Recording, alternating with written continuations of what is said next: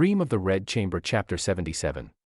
Picture a massive, globally recognized conglomerate. Right, like real heavy hitters. Exactly. We're talking generational wealth, private jets, the kind of money that basically buys you a seat at any table in the world. Yeah, total power. Right. But if you were to somehow, I don't know, bypass the PR team and sneak into their executive boardroom, you wouldn't find these brilliant masters of the universe making strategic moves. Oh, definitely not. You'd probably just find chaos. Total panic. I mean, you'd find executives pointing fingers, resources just completely mismanaged, and a leadership team so disconnected from reality that they don't even realize the foundation of their entire empire has already crumbled. They're just totally oblivious. Yeah. And honestly, you are looking at a scenario that reads exactly like a modern corporate thriller or like a vicious family succession drama. It really does. But, I mean, the incredible thing is the source text we're analyzing for today's isn't a modern script at all. Not even close. No. It's from Chapter 77 of the epic Chinese novel, Dream of the Red Chamber. Which is just wild to think about. And, we're looking at this because it is just an absolute masterclass in how massive empires, whether we were talking about families, sprawling corporations or royal dynasties, how they basically rot from the inside out. It really functions as this clinical study in institutional decay. Yeah. And if we look at the immediate context, we're dropping right into the ridiculously wealthy Jia household on a very, very bad day. A terrible day. Honestly, sickness is spreading through the family, paranoia is at an absolute all-time high, and the leadership is just desperately trying to maintain some semblance of control. Okay, let's unpack this. Starting with the Great Ginseng Crisis. The famous ginseng crisis. Right. So to set the stage for you, we have Lady Wang. She's a major authority figure in the house, and she is frantically searching for 2 taels of high-quality ginseng. Which, just to clarify for everyone, a tael is this traditional unit of weight. Right. It's roughly equivalent to an ounce, I think. Exactly, about an ounce. So she really only needs about 2 ounces of this root to fill a vital medicine prescription for a severely sick family member, Phoenix. Just 2 ounces. Now imagine you are a billionaire. Finding 2 ounces of a medicinal root should literally take 1 phone call. It should be effortless. Right. The Jia family should have vaults of this stuff. But when Lady Wang goes looking in her own private stash, she is met with a rude awakening. Oh, she finds nothing but a few pitiful scraps. Yeah. I mean, the text literally describes them as being about the thickness of a hairpin. Wow. Yeah, accompanied by a whole lot of what is essentially just root dust. Just dust. Just dust. Yeah. And the sheer panic sets in because her perception of her own wealth just entirely doesn't match the physical reality in her storage boxes. And what follows is just a masterclass in middle management deflecting blame. Oh, classic deflation. Totally. Lady Wang immediately gets agitated and turns her wrath right onto the servants. She launches into this whole speech about how she's constantly telling them to organize her things. Like it's their fault. Right. Claiming they just toss valuables aside and completely lack appreciation for the family's treasures. Which reveals this profound lack of accountability at the top. I mean, when the inventory is empty, the immediate instinct is to blame the warehouse staff rather than, auditing the ledger. Yeah, but the servant, Kaiyun, she actually holds her ground here. She does, which is brave. Very brave. She politely but firmly points out that another lady in the house, Lady Xing, came looking for ginseng recently, and Lady Wang handed over the entire supply to her. And Lady Wang is just completely flustered by it. Oh, she genuinely cannot remember giving it away. So she forces the servant to go look again, and the servant brings back several unrecognizable packets of old, dried herbs. None of which are ginseng, of course. Nope. So the dysfunction just keeps cascading through the household. It's staggering. They try sending messengers directly to the sick woman, Phoenix, to see if she has a secret reserve. Right, like maybe the sick person has her own medicine. But she only possesses these low-quality scraps that she needs for her own daily maintenance. So they circle back to Lady Xing, who admits she already consumed the batch she was given. So they have absolutely exhausted their immediate visible resources. Yes. They are completely out of options internally. Which means they are forced to do the one thing Lady Wang clearly wanted to avoid. They have to swallow their pride and go to the ultimate boss. The matriarch. The family matriarch, Grandmother Jia. And Grandmother Jia casually says, "Oh, ginseng, hold on." Like it's no big deal. Right. And she proceeds to produce this massive, ancient stash. We're talking pieces of the thickness of a finger. This is supposedly top-tier, incredibly valuable, heirloom-quality stuff. Yeah, and for a brief moment, it seems like a triumph, right? It really does. Yeah. The ancient wealth of the family is coming to the rescue. It basically validates their belief that they're still an unshakable dynasty. But here is the devastating twist that changes everything. Oh, this part is brutal. It is. Lady Wang takes this prized 100-year-old ginseng and sends it to the doctor to be verified for the prescription. The doctor examines it and sends it back, essentially saying, I can't use a single piece of this. The doctor's diagnosis is incredibly specific and deeply symbolic here. What does he say exactly? Well, he explains that while this was undoubtedly the highest quality ginseng money could buy a century ago, the sheer passage of time has ruined it. Right, because things expire. Exactly. The text notes that no matter how pristine the stored conditions are, after 100 years, ginseng naturally turns to ash. Wow. Yeah. This particular piece hasn't completely crumbled to dust yet, but it has become, in the doctor's exact words, rotten wood. Rotten wood. It has completely lost all of its medicinal potency. It's such a brilliant metaphor. I mean, think about it for a second. Imagine you are running a massive tech company, and to protect your most revolutionary billion-dollar software, you lock the source code inside a vault on a floppy disk. Oh, that's a great way to put it. You guard that vault for 30 years, and the one day the company is facing bankruptcy and you desperately need to launch that software to save the business. You pull out the floppy disk? Yes. You pull it out only to realize no modern computer on Earth possesses the hardware to even read it. It's totally useless. Exactly. You hoarded a treasure so fiercely that you completely ignored the changing reality around it, and in doing so, you rendered the treasure worthless. Isn't this just the ultimate irony of extreme wealth? It really is. And what's fascinating here is how perfectly that rotting root symbolizes the Jia family itself. The family is the rotten wood. Precisely. They are an ancient, deeply entrenched aristocratic institution. They have accumulated immense wealth, status, and power over generations. But instead of reinvesting that power or adapting to the world outside their massive compound, they locked it all away. They isolated themselves just to protect their status. They did. Yeah. And because they haven't renewed their resources or engaged with the shifting socioeconomic realities of their era, they are surviving entirely on the illusion of past value. Just an illusion. Yeah. From the outside, that finger-thick piece of ginseng looks incredibly impressive. It looks like undeniable wealth. But internally, the active ingredient, their ability to function, to solve actual problems, to heal themselves, is completely gone. And that exact realization forces them into the next phase of this crisis. Because the ancient family stash is functionally dead wood, they suddenly have to rely on the outside world. Which they're not prepared for. Not at all. Lady Wang clearly has no idea how to navigate a real marketplace. Her first instinct is to just tell a servant to go buy some on the street. Just go to the store. Yeah, just run down to the corner. But a younger woman in the house, Baoyu, steps in to stop her.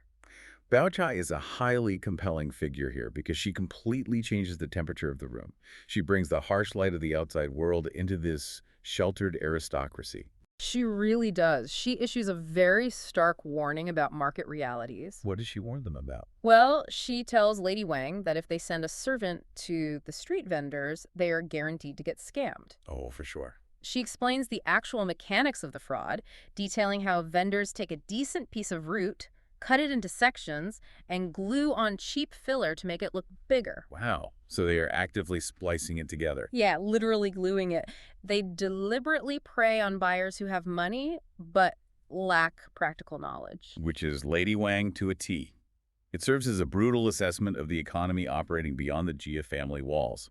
It's corrupt, it's deceptive, and it is specifically designed to exploit the sheltered ignorance that Lady Wang represents. But Baoyu doesn't just present the problem, she offers the only viable solution. Right. She explains that her own family's merchant shops trade directly with ginseng merchants, so she volunteers to have her brother use their insider connections to procure pure, whole branch ginseng straight from a trading house. Entirely bypassing that corrupt street market. Exactly, which highlights a massive clash of worldviews. It really does. In this era, the aristocracy viewed merchants with deep suspicion, often considering them grubby or lower class because they actively dealt with money and trade. Aristocrats were supposed to be, above all that. Right, far above it. So I noticed a moment during this exchange that felt incredibly pointed. After Bochai offers her family's merchant connections, she makes a comment about how medicine is meant to save people and be distributed. Yes, she does. She explicitly says it shouldn't be hoarded, quote, like ignorant people do. Am I misreading this, or is Baochai being incredibly bold, maybe even condescending, delivering that line right after Lady Wang just watched her family's century-old hoarded stash literally turn to dust? You aren't misreading it at all. It is a remarkably sharp, subtle critique delivered with a polite smile. So she knows exactly what she's saying. Oh, absolutely. Baochai represents cold, mercantile pragmatism stepping into a space of complete aristocratic decay. She is subtly pointing out that their philosophy of wealth is not only outdated, it's destructive. It's the pragmatist taking over the sinking ship. And Lady Wang's reaction to being saved by a merchant is so telling. She's not exactly grateful, is she? Not at all. She doesn't express relief. She just sighs and complains about the optics of the situation. She says they used to give away so much of their good stuff to others, and now when they actually need it, they are reduced to begging. She is mourning the loss of their identity as benevolent, infinitely wealthy benefactors. Yeah. But the core takeaway here is that the old aristocratic way of life, maintaining the illusion of endless abundance through isolation, is dead.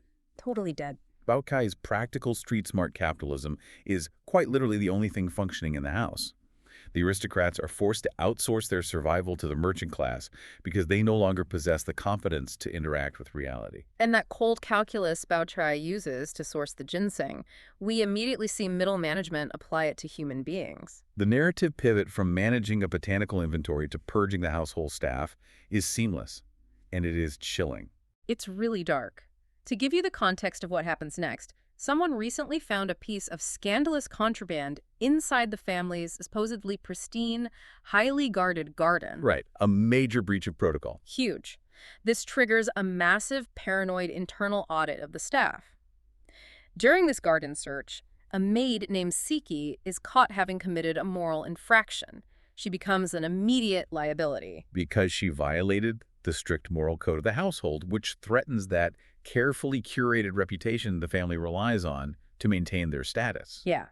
So Lady Wang and her main enforcer, a woman known as Zhu Rui's wife, cold-bloodedly plot to exile Siki from the compound. Just get rid of her. Exactly. And the logic Zhu Rui's wife uses sounds like it was pulled straight from a toxic corporate HR playbook. Oh, it's so corporate. Right. She argues that they need to punish Siki quickly, drag her out, and marry her off as fast as possible to replace her. Her primary concern is that if they drag the process out, Siki might attempt suicide. And notice the underlying motivation there. The desire to prevent a suicide has absolutely nothing to do with empathy or the sanctity of human life. It's pure risk management. She explicitly states a suicide would cause trouble and create a scene. It's about protecting the brand from a PR nightmare. Yes. They are treating a young woman who grew up in their household like a defective product that needs to be quietly recalled. It demonstrates how thoroughly the middle management level of this institution operates on unfeeling efficiency. Which brings us to the confrontation with Siki's direct boss, Ying Chun. She's one of the young ladies of the house. Right, she's aristocratic. Right. And Siki has served her loyally for years. When the enforcers arrive to physically drag Siki away, Siki falls to her knees, crying, begging Ying Chun to intervene and save her. And what does Ying Chun do? Ying Chun sheds a few tears, but she remains entirely paralyzed. She weakly claims that because it's a quote-unquote matter of morality, her hands are tied. Unbelievable. She offers zero protection, basically resigning herself to the fact that everyone has to leave eventually. It paints a devastating portrait of structural helplessness. Here's where it gets really interesting, though. Look at the power dynamics in that room. Ying Chun is the aristocrat. She possesses the title, the elite bloodline, the theoretical authority. Right. On paper, she's in charge. On paper, yet she exercises zero actual power.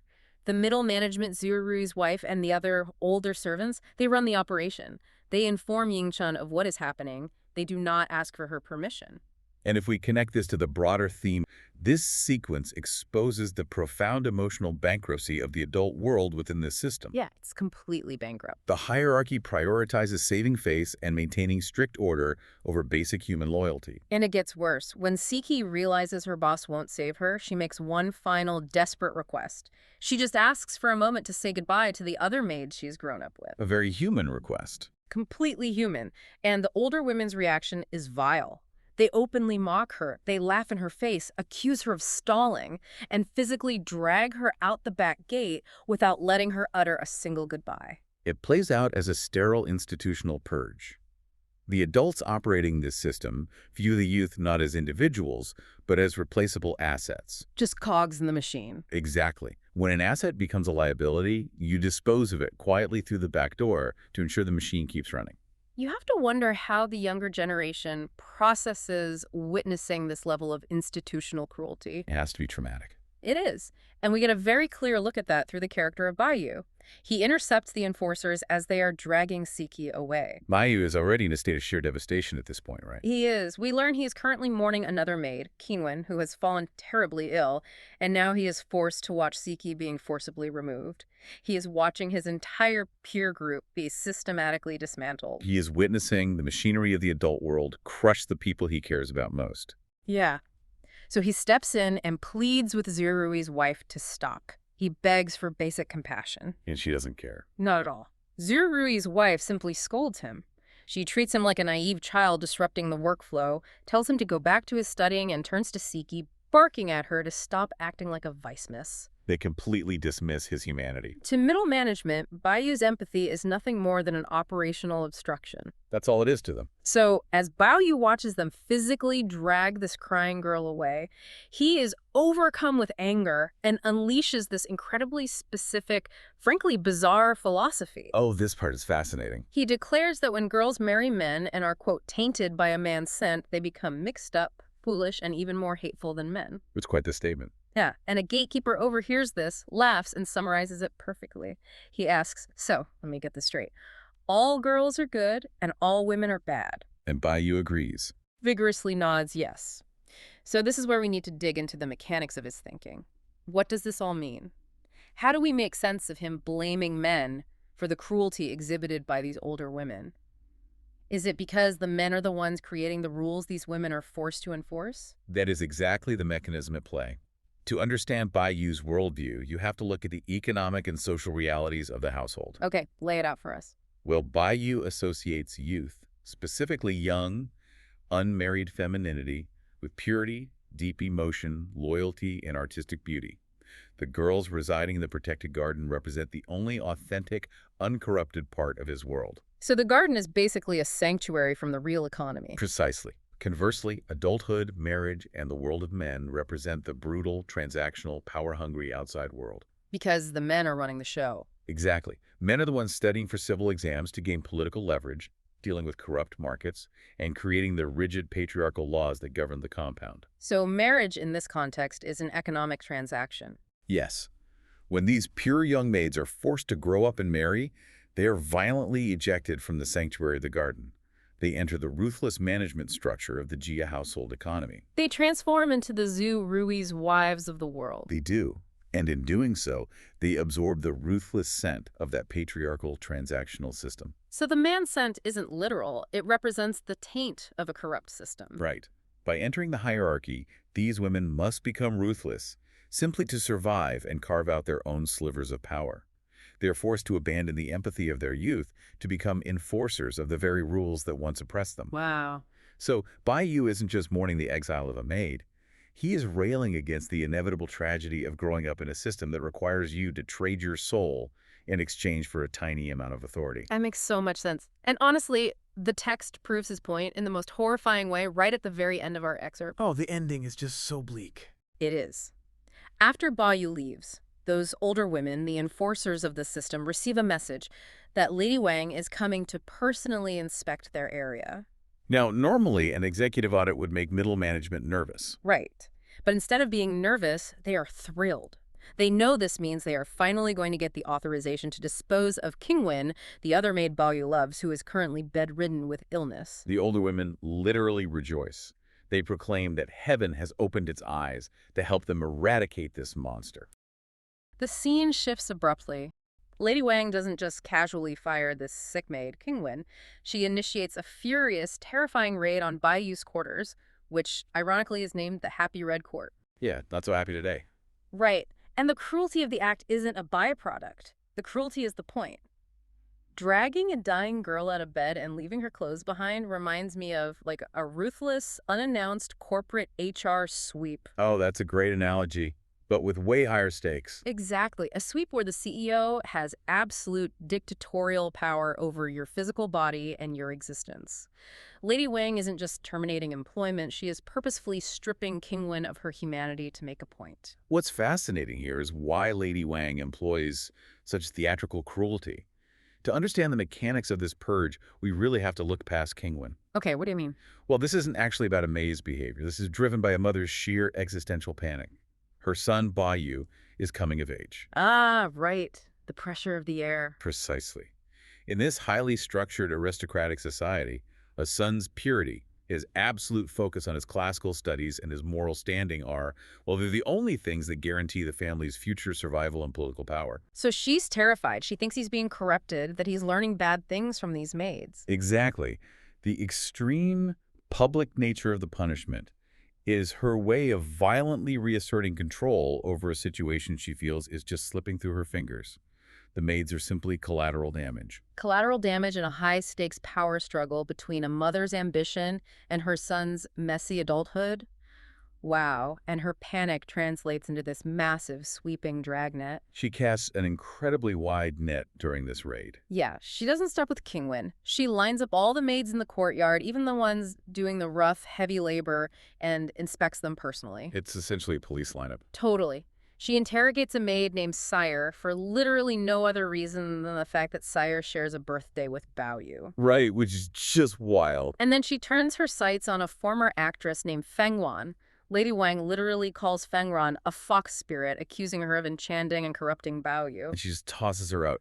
She tells Fagwan's godmother to go find her a husband immediately. It's a total scorched earth policy. It really is. And the language she uses, calling her a fox spirit, that's deeply intentional. Oh, absolutely. Yeah. By branding Fangwan a fox spirit, which is this deeply rooted traditional cultural trope for a seductive, destructive, supernatural woman, Lady Wang completely shifts the structural blame. I see. So it's a scapegoating mechanism? Think about the utility of that accusation. Baoyu's personal failings, his lack of focus on his studies, his emotional indulgences, none of that is his fault. Right. And crucially, it isn't his mother's fault for failing to raise him properly either. It is entirely the fault of these external fox spirits who have maliciously bewitched him. It's so convenient for the people in power. It maintains the illusion of their own family's absolute perfection. But, you know, the psychological warfare of the raid is what truly stands out in the source material for me. The surveillance aspect. Yes. The yelling and the physical expulsions are terrible, but the most terrifying weapon Lady Wang wielded wasn't the volume of her voice. It was the hyper-specific information she possessed. She didn't act on vague suspicions. No. She knew exact, intensely private conversations. She looks right at Sire and quotes a private joke, word for word. The birthday joke. Yeah, Sire and Baoyu had joked in secret that because they shared the exact same birthday, it meant they were destined to be a couple. And Lady Wang knows this. It's chilling. She weaponized their intimacy against them. Exactly. She delivers this absolutely bone-chilling line to the terrified girl standing before her. She says, "My heart, ears, mind, and thoughts are always here." Essentially telling them, did you really think because I physically live in a different courtyard, Mm-hmm. I don't know exactly what you say in the dark? Yes. She has constructed the ultimate panopticon. She's cultivating an environment where the maids must operate under the assumption that they are being watched at all times. By all people, yeah. But I have to push back on Baoyu's role in this dynamic because, I mean, was he just incredibly naive to think he actually had privacy in a house swarming with servants? That's a very fair question. Or was he just recklessly, selfishly endangering these young girls, like by treating them as equals, making these intimate jokes, and completely ignoring the harsh reality of their social standing? Well, that is the pivotal contradiction of his character. He believes his affection elevates them, but his immense privilege completely blinds him to the actual danger he puts them in. He just doesn't see it. Right. To understand how this happens, you have to look at how these aristocratic households function mechanically. Mm. They were, by design, intricate surveillance states. Okay, I'll unpack that a bit. You have hundreds of lower-class servants living on top of one another in incredibly close quarters. And for these servants, basic resources are severely scarce. So they're competing just to survive. Exactly. Securing the favor of a master is the only viable path to a better life.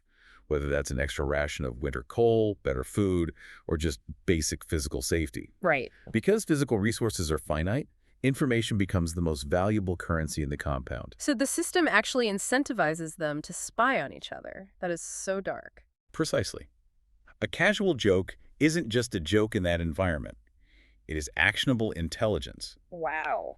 The text explicitly notes that people like Wang Shanbao's wife, along with other servants who harbored jealousy or generational grudges against these highly favored young maids, actively collected this intelligence. So they weaponized Baoyu's casual conversations. They did. Baoyu thinks he is being sweet and rebellious and progressive by treating his maids with intimate familiarity. He doesn't realize that his favor is lethal. Because he's the son of the house, he'll easily survive a minor scandal. Right. But a maid will not. The other servants scoop up his private jokes and hand-deliver them to Lady Wang, trading secrets to destroy their daily rivals. This economy of information doesn't just oppress the lowest servants, though. It creates this profound paranoia that infects even the highest ranks. Oh, it seeps into everything. Yeah, when you realize that every whisper is being monetized by someone else, you start looking very closely at the people standing closest to you. Which is exactly what Baoyu does. Right. Baoyu realizes that if his mother knows everything, someone inside his absolute inner sanctum is selling him out. The call is coming from inside the house. Exactly. So after the raid concludes, Lady Wang orders him to go study and reflect on his behavior.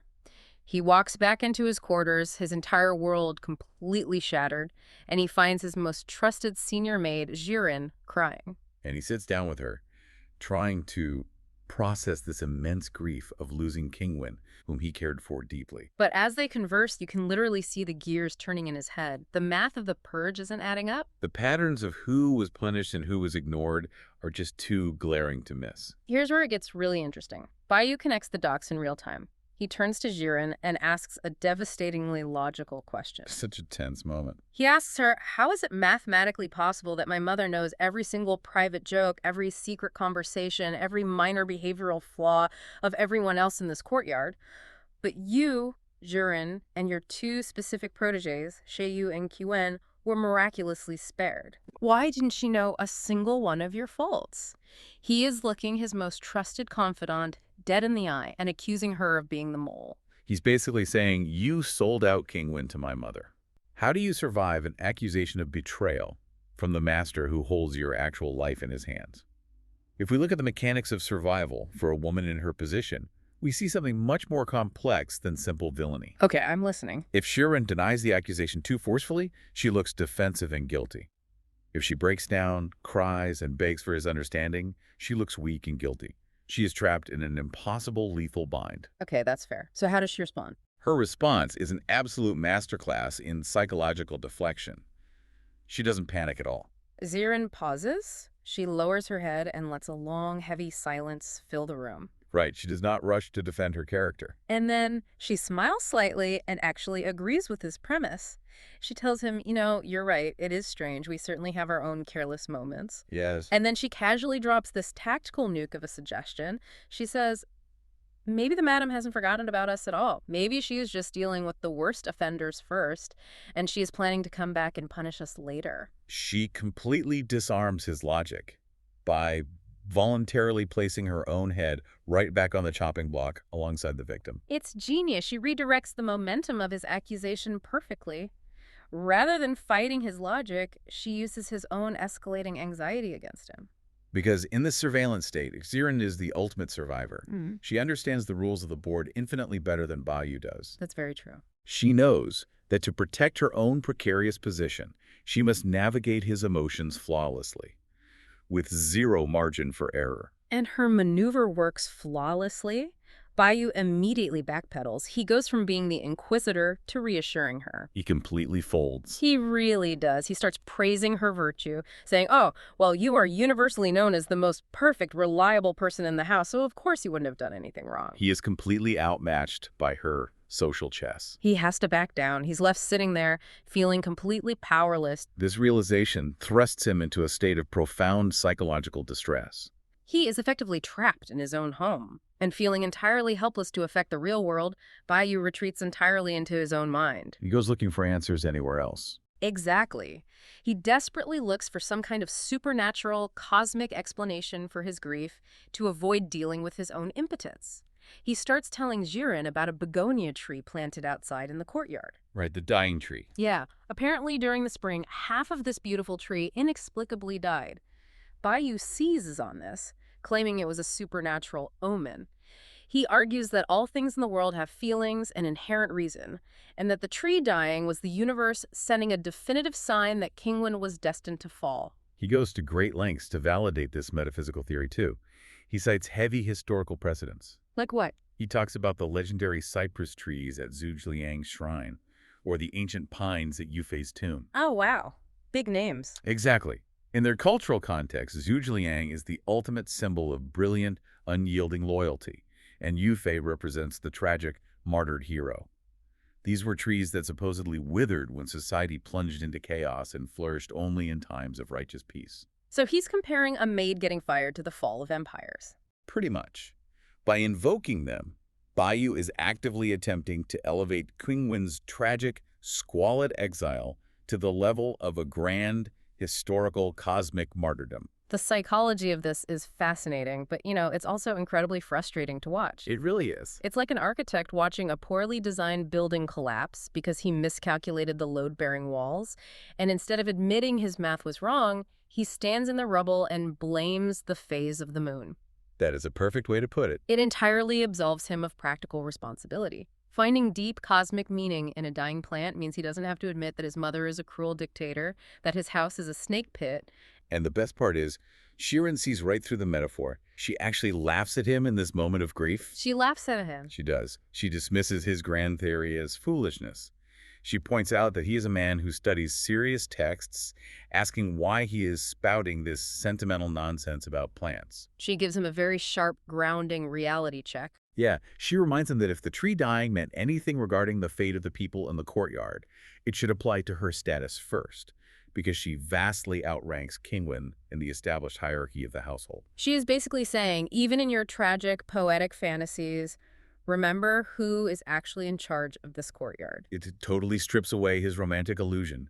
Baoyu's philosophical detour is purely a coping mechanism for a young man born into immense, unimaginable privilege. He spent his entire life as the center of his universe. Right, shielded from consequence. Suddenly, the machinery of his own family crushes someone he loves, and he realizes he has absolutely zero actual power to stop it. If the heavens ordain Kingwen's fall through the withering of a begonia tree, then isn't Baoyu's fault for being careless with his affection in a house full of spies? Precisely. It lets him off the hook. Eventually, though, the poetry runs out.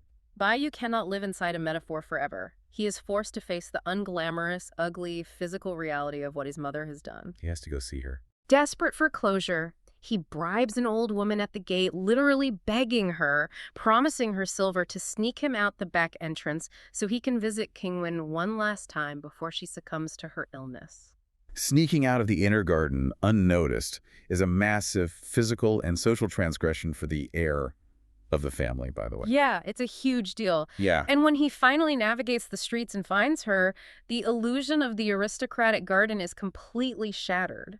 The source material details Kingwen's actual life outside the manor, and the mechanics of her existence are incredibly tragic. The contrast is so sharp. We learn she is a victim of chattel slavery.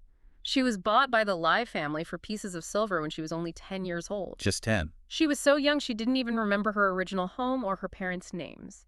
Because she grew up to be pretty and clever, she was used as social currency, gifted up the ladder to Baoyu's grandmother, and eventually placed with Baoyu. Right. But now that she's been cast out of that ecosystem, her only actual family connection in the world is a cousin she begged the family to hire years ago. And this cousin provides absolutely no sanctuary. None at all. He is a cook by trade, but the text describes him as a drunk mudloach who cares about absolutely nothing but securing cheap liquor. It's bleak.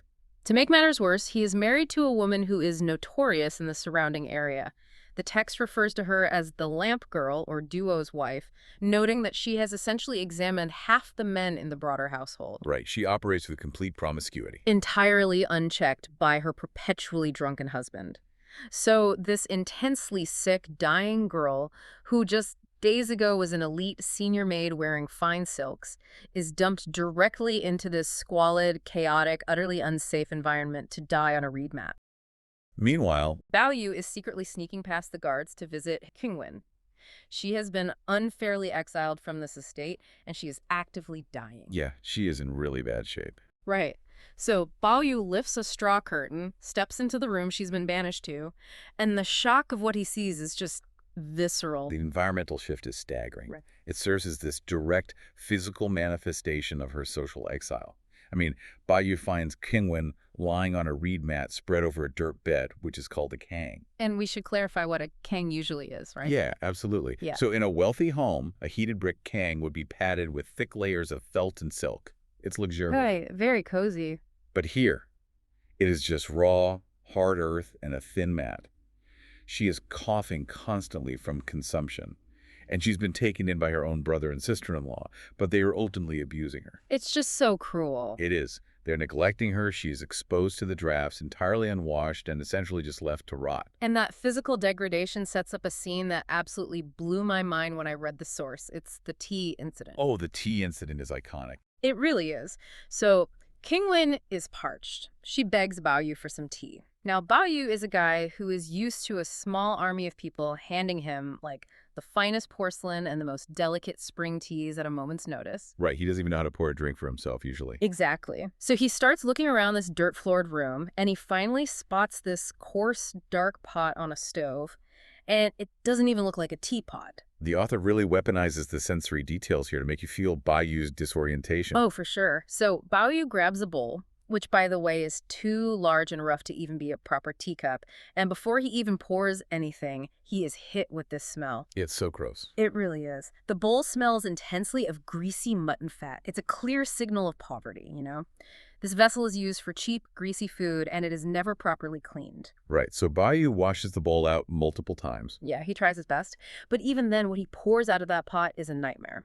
The text describes it as a dark red liquid. So Baoyu takes a tiny sip to test it, and he is instantly repulsed. Because it's awful. It is astringent. It's bitter. It has zero fragrance and barely even tastes like tea. It's essentially tainted, greasy water. Yeah. But he hands it to Qingwen. And what does she do? She drinks it down in one continuous gulp. The text says she drinks it like it's sweet dew. Watching her drink that sludge triggers a profound internal reaction for Baoyu. I mean, he is watching the baseline for human survival shift right in front of his eyes. It's a huge reality check for him. Completely. He actually quotes a piece of ancient wisdom to himself right in this moment. He says, when people are starving, even chaff tastes good. But when they are completely full, even the best, most richly prepared meat is unappealing. So it's not just that she's thirsty. Her baseline for reality has completely collapsed. It reminds me of oxygen deprivation. Like when you're standing at sea level, you care about the scent of the air, the temperature, if there's a gentle breeze. You have preferences. Right, you're comfortable. Yeah. But if you are drowning and you finally break the surface of the water, you do not care if the air you gasp is full of exhaust fumes or smoke. You just need air. Exactly. Your body bypasses preference and goes straight to survival. And Baoyu is basically watching her drown in this dirt room. That is exactly the mechanism at play. And it's Baoyu's sudden, sharp awakening to his own privilege. Yeah. He realizes that, back at the estate, Qingwen used to complain about the incredibly fine, delicate teas they serve. She was a bit of a snob about it, right? Totally. She used to find flaws in absolute luxury. And now survival has completely rewired her taste buds. She is chugging bitter, greasy, dark red water because her body is just desperate to live. And that physical degradation, the stripping away of every comfort and pretension, it doesn't just break her body. It actually strips away the polite, submissive facade she had to maintain her whole life at the estate. Yeah, that's a great point. Yeah, the tea gives her just enough physical energy to vocalize what is actually killing her, because the dirt bed and the coughing, that's really just the surface. The physical illness is secondary to the psychological agony she is in.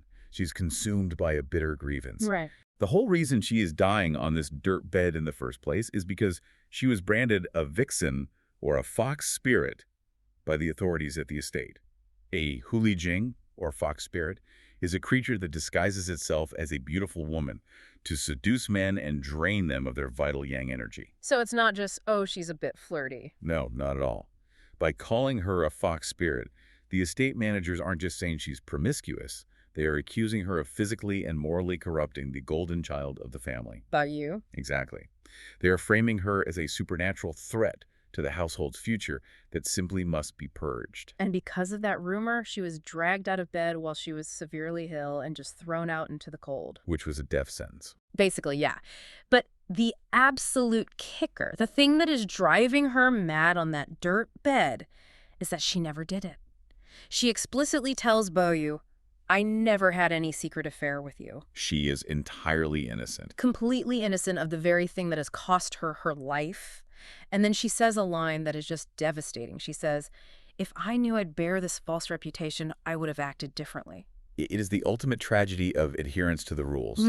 She realizes that her integrity, her strict moral boundaries, they offered her absolutely zero protection against a society that had already decided she was guilty. It didn't matter what she actually did. No, she is dying for a crime she didn't commit, and her deepest regret is maintaining her innocence when the punishment was going to be exactly the same regardless. Which leads to this incredibly intense, intimate exchange of keepsakes between the two of them. She knows she's going into a coffin in a matter of days. So she raises her hand to her mouth, and she literally bites off 2 of her fingernails. And the text points out that they are 2 inches long, like onion tubes. And we have to stop and recognize what 2-inch fingernails actually mean in this world. Yeah, it is a broadcasted signal of class. Like a status symbol. Exactly. You cannot do hard manual labor. You cannot scrub floors or wash clothes with 2-inch fingernails. Having them meant she was a favored top-tier maid. She was exempt from the grueling physical reality of the lower servants. Right, it's a billboard of her status. So biting them off isn't just like a nervous habit, it is a violent, visceral act of self-mutilation. She is severing ties with her physical body and the pampered past that was ripped away from her. And she hands the nails to Baoyu. Then she strips off her worn red silk bodice, her undergarment, and gives that to him, too. Very scandalous for the time. Extremely. And she demands that he take off his jacket and give it to her so she can wear his clothes in her coffin and feel like she is still with him. But I really have to push back on her strategy here. How so? Well, isn't it wildly tragic, and maybe even a little counterproductive, that her final act of rebellion is to lean directly into the rumor? What do you mean? I mean, she was destroyed for supposedly being inappropriately intimate with him. And by giving him her actual undergarments and taking his clothes, she's basically saying, oh, you punished me for being a seductress. Fine, I'll act exactly like one right here at the very end. I see. It feels like she's just surrendering to their narrative because she has nothing left to lose. I see why it looks that way on the surface, but I would strongly argue she isn't leaning into the rumor at all. She is weaponizing it. Weaponizing it. Okay, tell me more. There is a massive difference between surrendering to a narrative and taking it hostage. Taking it hostage. I like that. Explain the mechanics of that. So the world told her, you are a dirty, scandalous fox spirit. Her response is to create a bond with Baoyu that is so intensely personal, so deeply defiant, that it transcends the dirty rumors. Right, she's reclaiming it. Exactly. She knows exactly how it looks. She even tells him, normally I shouldn't do this, but since I'm already bearing the false reputation, what do I care? Yeah, that makes sense. She isn't playing the seductress. She is taking an act that the world would view as scandalous and repurposing it as a pure, desperate act of agency. Wow. She's ensuring that if she is going to be murdered for loving him, she will at least take a piece of him into the ground with her on her own terms. So it's a private reclamation of a public lie. It is such a raw moment of 2 people just screaming into the void against an unfair universe. It really is. But the universe doesn't even let them have that private moment, does it? It certainly does not. No. Just as they share this deeply intimate, entirely innocent act of defiance, the outside world literally bursts through the door to prove Qingwen's point about how society views them. Right on cue. Enter the sister-in-law. She is known as the lamp girl, or Deng Gunyang, and she just barges into the room laughing. Which is horrifying. It is. And why is she laughing? Because she has been standing outside the window in the freezing cold, eavesdropping on them this entire time. And we really need to look at the psychology of why she is doing this. Well, Deng Gunyang is essentially the physical embodiment of the public gaze. She represents societal schadenfreude. Taking pleasure in their pain. Exactly. Think about it. Baoyu and Qingwen represent the elite, the beautiful, the supposedly pure inhabitants of the high estate. Right. For someone like Deng Gonyang, who lives in total squalor, there is a deeply toxic human desire to see those high-status people dragged through the mud. Right. If she can prove that the golden boy and the beautiful maid are actually filthy and scandalous, it somehow excuses her own moral failings. It justifies the dirt she lives in. Precisely. She openly admits that she heard Baoyu was coming, and she waited by the window, fully expecting to catch them in the act of some scandalous behavior. She wanted the rumor to be true. She was craving the drama. And when she bursts in, she is completely aggressive. She walks right up to Baoyu and starts actively flirting with him. It's extremely uncomfortable to read. It really is. She tells him she's young and pretty, and she physically pulls him down into her chest. She corners him on the edge of the dirt bed, and Baoyu's reaction to this actual real-world seduction is so telling. It is the exact moment the facade of the rumor shatters completely. Yes. Because the estate gossip has painted Baoyu as this insatiable, corrupting playboy who preys on maids. But when Deng Gonyang actually forces herself on him, Baoyu is utterly terrified. He is a wreck. The text notes his heart is pounding, his face flushes bright red, he is full of shame and fear, and he is just begging her to stop. He says, "Good sister, don't make a fuss." He is a total deer in the headlights. He has absolutely no idea what to do with a real aggressive sexual advance. Not a clue. And Deng Gonyang, to her credit, sees this immediately. She lets go of him, she laughs, and she drops this brilliant line. She calls him a firecracker without gunpowder. It is the perfect metaphor for how society views him versus reality. I love that line so much. It's brilliant. He looks the part. He has the wealthy, handsome playboy exterior, the bright decorative red paper of the firecracker. But inside, Nothing. right, there is no gunpowder. There is no explosive, scandalous drive. He is entirely innocent. And she actually admits her bias to him right then and there. She says, "I assumed you two were doing sneaky dog and thieving chicken things." Which is such a great phrase. By the way, an incredible idiom for having an illicit affair. Sneaky dog and thieving chicken. I'm going to start using that. It paints quite a picture. It does. But she admits, "I was listening under the window. You were alone in the room. If there was an affair going on, you would have brought it up. But you didn't. You were just grieving." This is where we have to evaluate Deng Gonyang's role in the narrative, because she undergoes a complete transformation in this scene. She really does. He goes from a hostile antagonist who desperately wants to catch them in a scandal to an empathetic witness who validates their purity. She says, "It proves you really can't listen to people's mouths. The world is full of unjust things." And then, having realized they are completely innocent, she promises to leave them alone. Okay, let's shift scenes. Baoyu. He tries to sneak around the compound in the dead of night, trying to visit another dismissed girl named Fangguan. But he fails completely. The physical system of the household prevents him. The doors to the inner compound are locked. The night watchmen are on patrol. So he's forced to retreat to his own bedroom. Right. And to add insult to injury, he has to lie to his other senior maid, Shirin, claiming he was just visiting a relative, Aunt Sue, just to cover his tracks. Which brings us to the bedroom itself. I want to spend a second on the physical space of this room, because everything about it has changed overnight. The dynamics are totally different now. Yeah, because Baoyu is a notoriously terrible sleeper. Oh, he's awful at it. Right. He's anxious, he's easily frightened in the dark, and he wakes up constantly. He needs someone on the front line, sleeping nearby to handle his midnight panic. And that job used to belong to Kingwen. Exactly. She was a light sleeper, quick on her feet, the perfect person to manage his anxieties. But now that she's banished, Jarin has to begrudgingly abandon her dignified outer bed and step back into that taxing frontline role. And the physical choreography of who sleeps where perfectly maps the emotional void left in the room. You can just feel the absence of Kingwen hanging heavy in the air. Yeah, the text tells us Baoyu tosses and turns, sighing heavily, entirely unable to settle until the third watch, which is around 3:00 a.m. Okay, let's unpack this. Right. Because what happens at 3:00 a.m. is so heartbreakingly human. It really is. Baoyu finally manages to drift off, but wakes up briefly, thirsty for tea.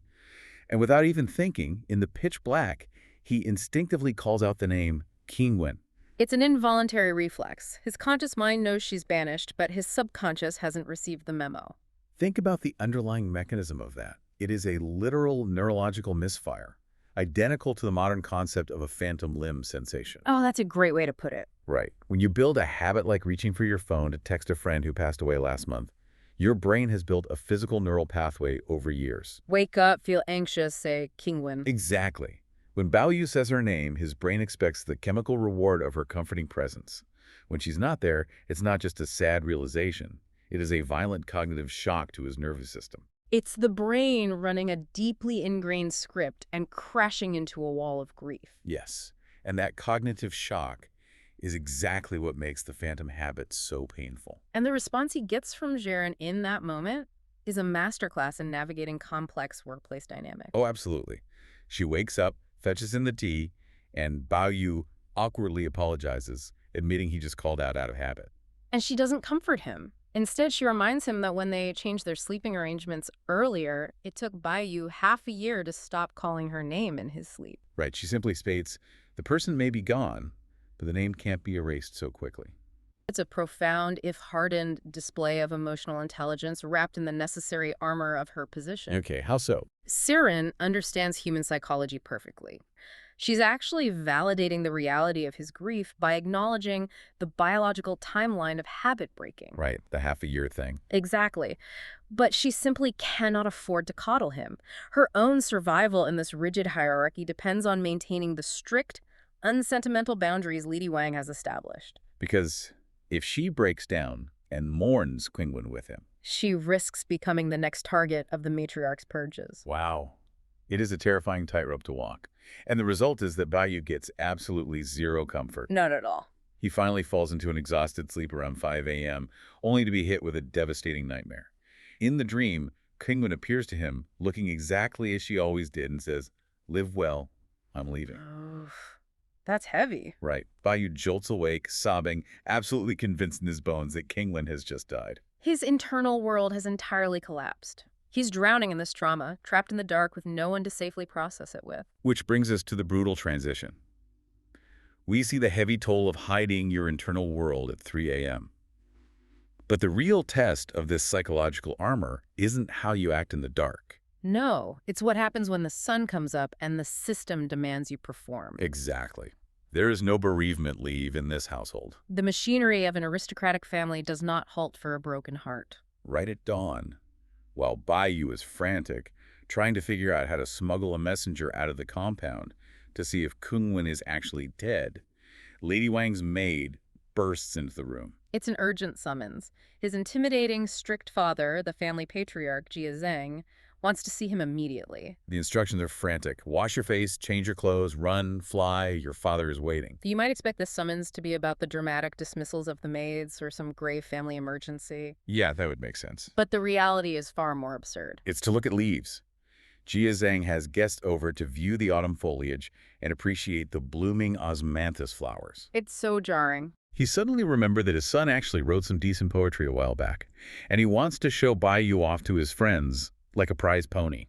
The triviality of the request stands in horrifying contrast to the severity of Baoyu's internal state. Here's where it gets really interesting. Yeah. Because the way Baoyu prepares for this meeting is a masterstroke of survival. Oh, absolutely. He was weeping over a death dream minutes ago. Now he has to compartmentalize that trauma, walk into a garden, and write happy flower poetry. And the text notes a very specific detail. Clothes, right? Yes, he deliberately chooses to wear second-rate, drab, non-flashy clothes for this meeting. Right. Why make that specific sartorial choice when you were going to see the patriarch? Well, if we connect this to the bigger picture, choosing those drab clothes is a brilliant, desperate tactic of camouflage. Okay. Baoyu knows he is entering a high-stakes performance space where he has zero power. He's acutely aware that being too visible, too talented, or too flashy is exactly what got Qingwen fired. So in a toxic or rigidly controlled system, standing out makes you a target. Precisely. By muting his appearance, he's actively lowering his threat level. He wants to blend into the background, to appear perfectly modest, compliant, and unthreatening. It's the ultimate display of performative obedience. Think about the energy it takes to suppress a panic attack, put on a beige suit so nobody looks at you too closely, and deliver a flawless, enthusiastic presentation to a board of directors who hold your entire livelihood in their hands. That is exactly what Baoyu is doing. And the tragic irony of this scene is that his camouflage works entirely too well. It really does. He goes in his drab clothes, he buries his grief deep down, he writes the poetry on command, and his father is thrilled. Right. Jia Zhang, who is historically brutally critical of Baoyu, openly praises his poetic skills in front of the guests. Yeah, declaring him far superior to the other boys present, Geoffron and Jialan, even telling Baoyu to help them out. Word of this triumph even gets back to Lady Wang, the CEO, bringing her unexpected joy. He successfully plays the part of the good, talented filial son. But look at the sheer psychological cost of that success. His external world is applauding him, cementing his place in the hierarchy. Right. But to achieve that applause, he had to build a gilded cage in his own mind and quietly lock his true self inside. He cannot mourn, he cannot sleep, and he must produce joy on command, entirely divorced from his actual emotional reality. His only method of coping is absolute submission. Yeah. But while Baoyu copes with his utter lack of agency by submitting and fading into the wallpaper, another group in the exact same household decides to take a radically different approach. Yes. When faced with the same crushing system, they choose the nuclear option. They activate the ultimate escape clause. Alongside Kingwen, several young actresses who were essentially purchased to perform for the family's entertainment were also abruptly dismissed by Lady Wang. The narrative focuses on three of them: Fangguan, Ruiguan, and Uguan. And their godmothers come running to Lady Wang in a panic, reporting that these teenagers have gone completely rogue. They are staging a full-blown, scorched earth rebellion. The godmothers report that the girls are fasting, threatening self-harm, and have convinced each other to cut off all their hair to become nuns. They are effectively looking at the system that just fired them and saying, "You think you can banish us? Fine, we are resigning from society entirely." Exactly. And Lady Wang's initial reaction is pure textbook authoritarianism. She barks, "Beat them! Buddha's door isn't easy to enter." Because violence is the immediate tool of a frustrated manager losing control. She cannot comprehend that these disposable girls are attempting to exert ownership over their own bodies and futures. But before the beatings can commence, intervention arrives. Two visiting nuns, Zutong and Yuangsen, happen to be at the estate collecting mid-autumn festival offerings. Right, and they step in and make a pitch to Lady Wang to let the girls go with them to the convent. And the nuns present a masterful, highly calculated philosophical argument. They do. They leverage the concept of karma, telling Lady Wang that facilitating these girls' entry into religious life will bring her immense spiritual merit. They use striking imagery, too, arguing that even wild animals, tigers, wolves, snakes, insects, can achieve enlightenment if they possess the root of goodness. Right, so therefore denying these human girls would be a sin. They lay the guilt on incredibly thick. They remind Lady Wang that the girls are orphans, far from home, that they've suffered the sea of suffering in the lowly, degrading entertainment profession. And that standing in the way of their salvation would be a huge moral failing. On the surface, the rhetoric is beautiful and compassionate. On the surface, yes. So what does this all mean? Because I have to push back on these visiting nuns. When I read their dialogue, they sound significantly less like spiritual guides and much more like corporate headhunters spotting a fresh batch of free interns. Oh, totally. I mean, earlier in the chapter, they literally mentioned to each other their desire to coax these specific girls away to handle chores. They explicitly want free labor. They really do. Are these teenage girls actually finding freedom? Or are they just getting grifted, trading one strict corporate master for another? This raises an important question about the intersection of religion, class, and sheer opportunism in historical systems. You're entirely correct to be skeptical. The nuns absolutely have ulterior motives. I knew it. Historically, nunneries were complex economic entities. They needed labor to sweep courtyards, light incense, and manage the grounds. So they look at these girls and see an opportunity. These nuns look at three healthy, desperate teenagers and see an unpaid workforce. It is absolutely a grift masked as a grace. It's predatory. It is predatory. However, we have to flip the lens and look at it from the girl's perspective. Okay. For Fangguan and her friends, this asymmetrical negotiation is the only card they hold. They are orphans, they have no money, no social standing, and no family to protect them. Right. The only alternative to the convent is being sold to another wealthy family as servants or being forced into an arranged marriage they don't want. So becoming a nun, cutting their hair, and stepping outside the secular hierarchy is the singular, culturally accepted loophole that allows a woman in this era to claim absolute ownership of her fate. Exactly. They know the nuns are exploiting them for labor, but the girls are using the nuns right back to secure the only exit door available. It is a desperate transaction. Yes. And what ultimately tips the scales and secures their release isn't Lady Wang's sudden religious awakening or her fear of bad karma? No, it is administrative burnout, which is perhaps the most relatable detail in the entire chapter. It really is. Lady Wang is drowning in logistical nightmares. She is dealing with another girl, Ying Chun, being taken home so prospective in-laws can view her for marriage. Right. She has matchmakers constantly knocking on the door for Tanshin. She is managing the sprawling bureaucracy of a massive estate. She is simply suffering from profound decision fatigue. The text explicitly notes that she is distracted by these other pressing household matters and her mood is thoroughly annoyed. Yeah. Fighting 3 suicidal teenagers who refuse to eat is no longer worth her managerial energy. Giving the girls to the nuns becomes the path of least resistance. It instantly solves a headache. She basically throws her hands up and says, just take them. Fine. So the girls hold their ground.